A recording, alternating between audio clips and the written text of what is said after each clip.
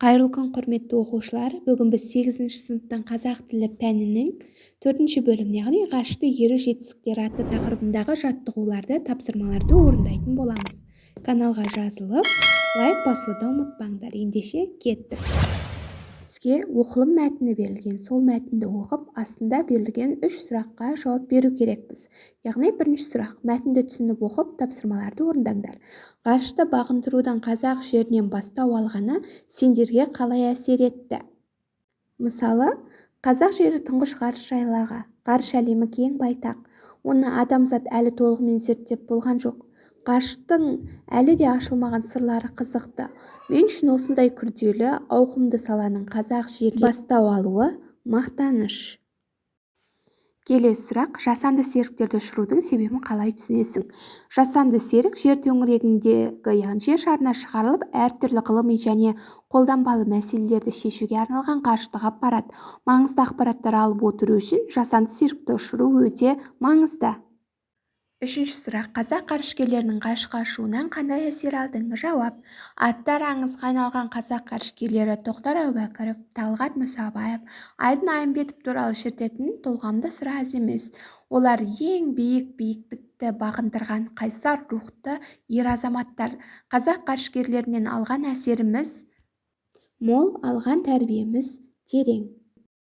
Келесі тапсырма. Екінші: оқылым мәтіннің алғашқы 3 жазат жолы бойынша жұмыс жүргізіңдер. Сөйлемдегі есімді және етістікті тіркестерді ажыратып, кестеге жазыңдар. Яғни есімді тіркестер теріп жазамыз және оның жасалуын, етістікті тіркестер теріп жазамыз және жасалуын жазамыз. Бірінші: Қармақшы ауданы. Бұның жасалуы басыңқы сыңары зат есімінен болған тіркес. Төретам бекеті. Басыңқы сыңары зат есім болған тіркес. Байқоңырдың тарихы болды дәл солай. Қызылорда облысы басыңқы сыңары зат есімінен болған тіркес. Енді етістікті тіркестер. Қазығы қағылды, ғарышқа аттанды. Басыңқы сыңар етістіктен болған тіркес. Екеуі де дәл солай, себебі басыңқы сыңарлардың барлығы бізде етістік болып тұр.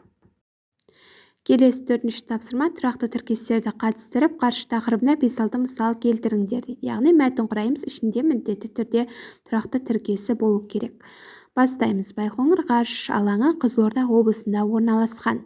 Ол ең ірі ғарыш айлағы. Байқоңырдың тарихы сонау 20 ғасырдың орта кезінен бастау алады. Ғарыш саласы үшін маман даярлау мәселесі өте маңызды. Бұл жерде тұрақты тіркестерді айтып өтетін болсақ: ғарыш алаңы, ғарыш айлағы, Байқоңырдың тарихы, ғарыш саласы деген сөздер бізде тұрақты сөздер болады. Келесі 2-ші тапсырма: ғарыш туралы қызықты мәліметтер табыңдар деген. Ол жерде біз неше түрлі кітаптардан немесе ғаламтор желісінен көруге болады. Осы жерде міне қызықты мәліметтер бар. Жазып алсаңдар болады.